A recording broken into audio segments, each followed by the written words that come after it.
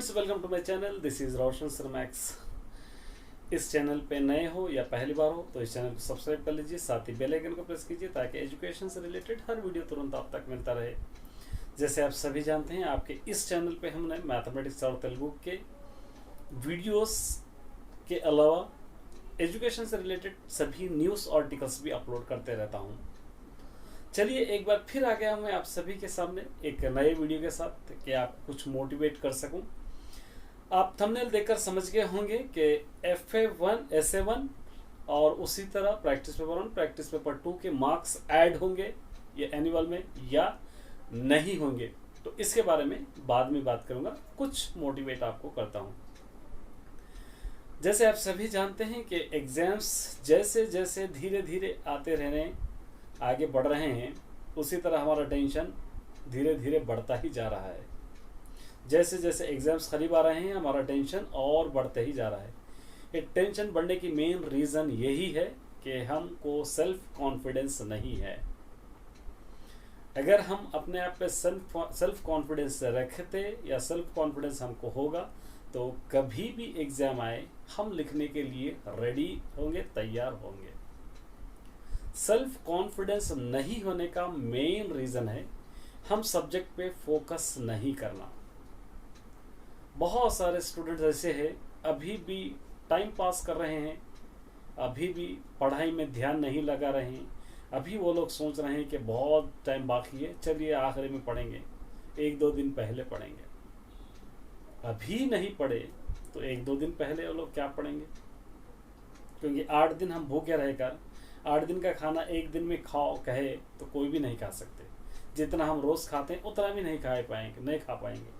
उसी तरह हम इतना पूरा सिलेबस रखकर एक दिन में पढ़ेंगे तो जो रोज़ पढ़ते हैं वो भी हम नहीं पढ़ पाएंगे। इसीलिए सेल्फ कॉन्फिडेंस हमको चाहिए, तो हमको सब्जेक्ट पे फोकस करना चाहिए।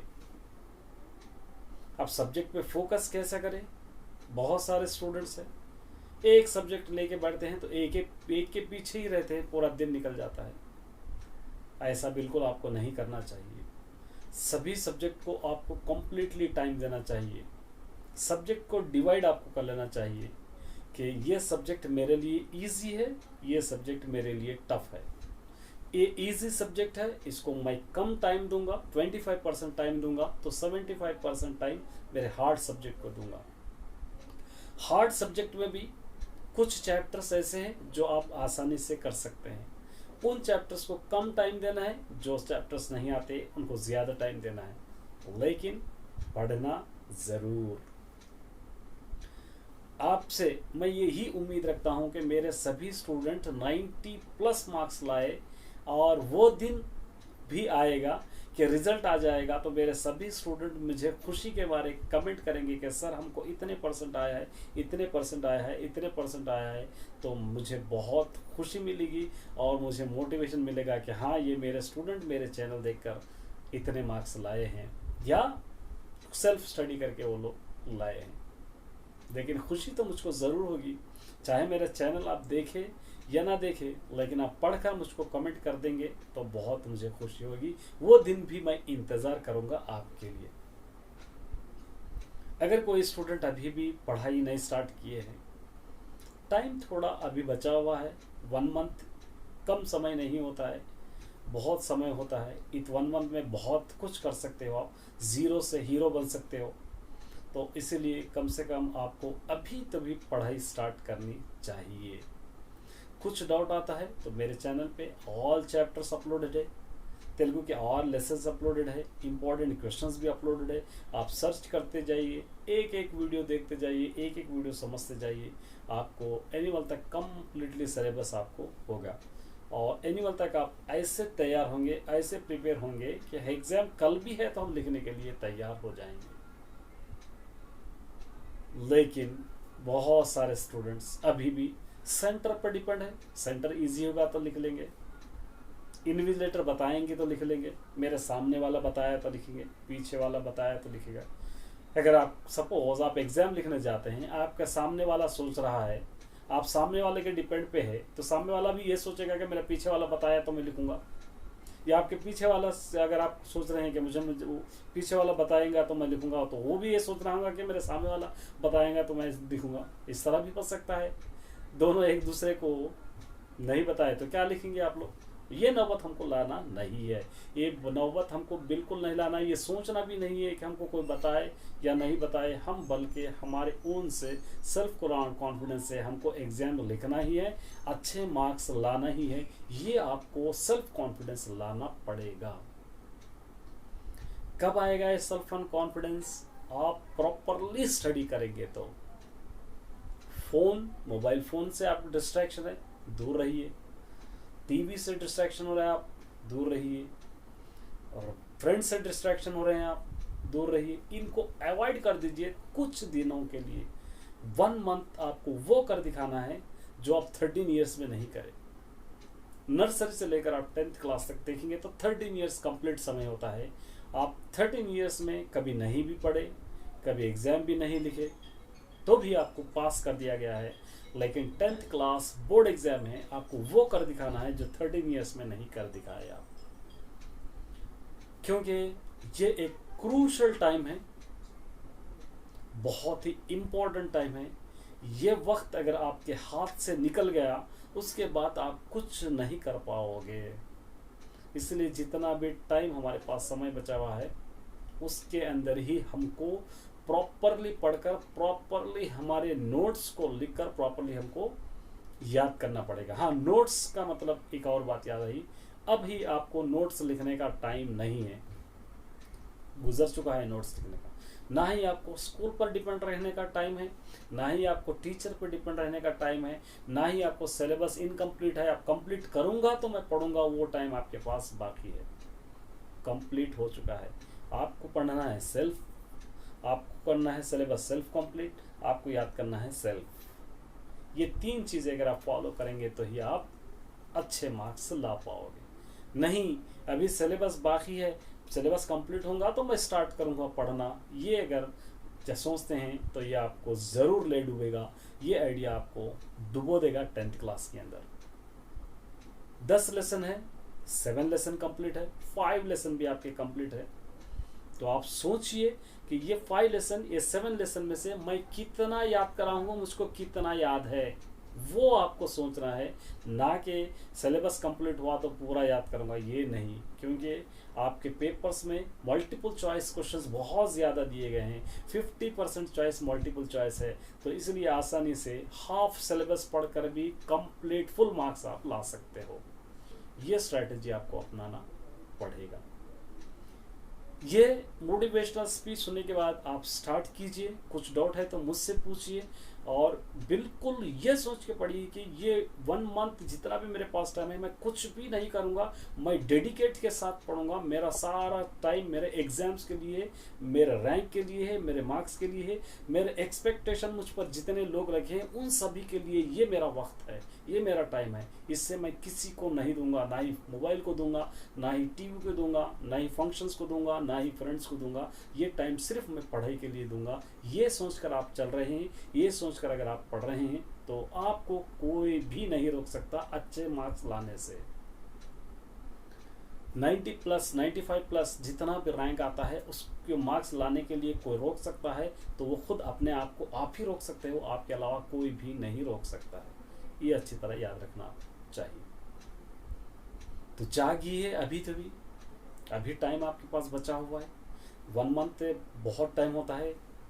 जितना आप नहीं पढ़े हैं उसको कोशिश कीजिए, जो पढ़े हैं उसको थोड़ा कम देकर टाइम देकर, ज़्यादा जो हार्ड है उसको ज़्यादा टाइम देकर कंप्लीटली आप पढ़िए। और दूसरी वेरी इंपॉर्टेंट बात है, ओल्ड मॉडल पेपर्स को आप ज़्यादातर प्रिपेयर होइए।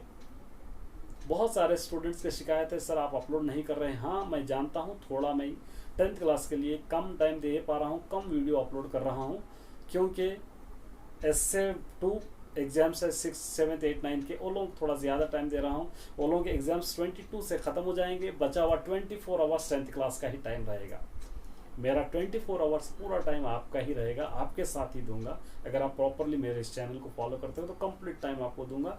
और जो ओल्ड मॉडल पेपर्स के क्वेश्चंस है सारे मैंने इकट्ठा कर लिया है, उन क्वेश्चंस को धीरे धीरे सॉल्व करते हुए आपको मैं कंप्लीटली एग्जाम्स तक साथ दूंगा, अगर आप मेरे चैनल को फॉलो करते हो तो। बहुत कुछ सीखते हो। तेलुगु का ग्रामर भी कराऊंगा, तेलुगु के ऑब्जेक्टिव भी कराऊंगा, पार्ट भी कराऊंगा, अगर आप फॉलो करते हो तो। इसलिए बेस्ट आइडिया है कि आप ओल्ड मॉडल पेपर्स में ज़्यादा प्रिपेयर हुई। ओल्ड मॉडल पेपर्स में जो क्वेश्चन ज़्यादा बार आए हैं उसको अच्छी तरह प्रिपेयर हुई, क्योंकि उसके अंदर से फिर एग्जाम में पूछता ही रहेगा, क्योंकि वो क्वेश्चन बोर्ड को अच्छे लगते हैं। चलिए मेन बात है ये वीडियो अपलोड करने की। मेन बात ये है कि ये वीडियो इसीलिए बनाया गया है कि SA1 formative assessment 1 formative assessment 2 के मार्क्स ऐड होंगे क्या, ये क्वेश्चन आपको आ सकता है। मैंने पिछली वीडियो में भी बतलाया था SA1 के मार्क्स और प्रैक्टिस पेपर 1 प्रैक्टिस पेपर 2 इसके मार्क्स कहीं पर भी आपको ऐड नहीं होंगे। ये सिर्फ आपको अपने आप को कॉन्फिडेंस दिलाने के लिए, अपने आप को प्रूफ करने के लिए, अपने आप को कितने मार्क्स लाते हैं देखने के लिए एग्जाम्स कंडक्ट किए जाते हैं, ताकि एक बार रिवाइज आपका हो जाए। फॉर्मेटिव असेसमेंट के मार्क्स आपको एनुअल में ऐड होंगे। इस बार फॉर्मेटिव असेसमेंट 1 फॉर्मेटिव असेसमेंट 2 ये 2 एग्जाम्स है, 20 मार्क्स ऐड होंगे। अगर कोई स्टूडेंट सोच रहा है कि मैं फॉर्मेटिव नहीं लिखूंगा तो क्या होगा, बहुत बड़ा फर्क पड़ेगा आपको, आपका रैंक पर, आपके पॉइंट्स पर, आपकी ग्रेडिंग पर, FA के मार्क्स का बहुत बड़ा असर पड़ेगा आपको। FA के मार्क्स अगर कम आए तो आपका ग्रेडिंग खुद ब खुद कम हो जाएगा। आप चाहे एनुअल में कितना भी लिख लो, फॉर्मेटिव के मार्क्स ऐड नहीं कर रहे तो आपके पॉइंट्स में कम आ जाएगा। आप एनुअल में पूरा 80 आउट ऑफ 80 लिखे, फॉर्मेटिव असेसमेंट में 15-16 मार्क्स आ रहे हैं, 14 मार्क्स आ रहे हैं, खुद ब खुद आपका ग्रेड 10 पॉइंट्स के बजाय 9.5, 9.3, 9.3 इस तरह आएगा। तो वेरी इंपॉर्टेंट है। और एक और चीज़ मैंने गौर किया है, प्रोजेक्ट जब आप करते हैं तो प्रोजेक्ट वर्क में इतना डेकोरेशन भरते हैं, देखने वाले को ढूंढना पड़ता है कि वर्ड्स कहाँ हैं। ये बिल्कुल नहीं करना चाहिए। डेकोरेशन से मतलब नहीं है हमको, प्रोजेक्ट वर्क किस टॉपिक पे है, प्रोजेक्ट वर्क का वो टॉपिक रीडर से लिया गया है या इंटरनेट से लिया गया है, वो प्रोजेक्ट से क्या फ़ायदे हैं, वो प्रोजेक्ट बनाने के लिए किन किन चीज़ों की ज़रूरत पड़ती है, वो प्रोजेक्ट से हमको आगे क्या फ़ायदा हो सकता है, और वो प्रोजेक्ट को और डेवलप कर सकते हैं, या वो प्रोजेक्ट का कंक्लूजन एंड कैसा है। ये इंपॉर्टेंट पॉइंट्स है। ये पॉइंट्स अगर आपके प्रोजेक्ट में रहेंगे तो आपको कंप्लीटली मार्क्स मिलेंगे, कोई भी मार्क्स लेने से नहीं रोक सकते हैं। इसीलिए मेरे चैनल पे मैंने सारे प्रोजेक्ट अपलोड कर दिया है। अगर आपके स्कूल में टॉपिक देते हैं तो वो टॉपिक को इस प्रोजेक्ट के मेथड में करने की कोशिश कीजिए। एक बार सारे प्रोजेक्ट चेक कर लीजिए, आपको आइडिया हो जाएगा कि किस तरह आपको करना चाहिए। क्योंकि मैंने जितने भी प्रोजेक्ट अपलोड किया है वो SCERT state council of education training centre के रिलेटेड ही मैंने किया है, जिसके अंदर से कहीं पर भी गुंजाइश नहीं बचती कि आपके मार्क्स कम कर दिया जाए। 20 मार्क्स आपको देना ही पड़ेगा, इसलिए वहाँ पर आप जाकर चेक कर सकते हैं। तो माय डियर स्टूडेंट्स, बहुत लेंथी हो गया, आप लोग सुन के बोर हो रहे होंगे। अगर कुछ डाउट है तो कमेंट कीजिए, आपके कमेंट मेरे लिए बहुत मैटर रखते हैं। मैं आपके कमेंट का जवाब भी देता हूँ, पढ़कर खुश भी होता हूँ। बहुत सारे हेटर्स भी है इस चैनल पे, और उन लोगों का भी धन्यवाद, क्योंकि आप लोग हेट करते हैं फिर भी मेरे चैनल को देखते हैं। लेकिन जब आप हेट करते हैं तो मुझसे कीजिए, चैनल से मत कीजिए, क्योंकि चैनल पे छोटे बच्चे होते हैं, पेरेंट्स पढ़ने वाले होते हैं, वो लोग आपके कमेंट पढ़ेंगे तो बुरा असर उन लोगों पे पड़ेगा। इसलिए आप हेट करते हैं मुझे कीजिए, लेकिन कमेंट में ऐसे बातें मत लिखिए जिसके बच्चों पे कुछ असर पड़े। Best of luck all the student, channel follow करते रहिए, इसी तरह आपको मटेरियल मिलता रहेगा। कुछ डाउट है तो आप पूछ सकते हैं, पढ़िए ज़रूर। आपकी गुड न्यूज़ के लिए मैं इंतज़ार करूँगा। All the best.